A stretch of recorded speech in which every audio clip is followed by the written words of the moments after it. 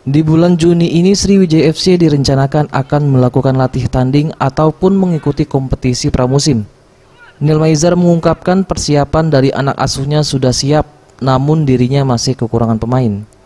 Setidaknya masih ada 6 hingga 7 pemain yang dibutuhkan Nilmaizar untuk mengisi skuad Laskar Wongkito.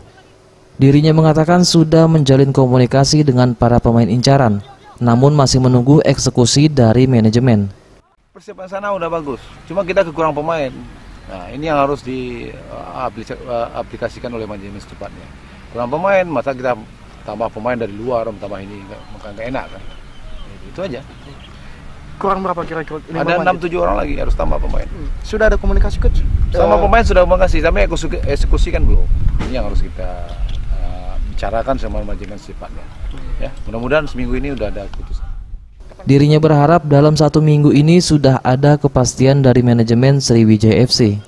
Nilmaizar menambahkan masih membutuhkan pemain di lini serang, pertahanan, dan gelandang, termasuk pemain naturalisasi yang hingga kini belum jelas kabarnya. SZPM Sriwijaya TV.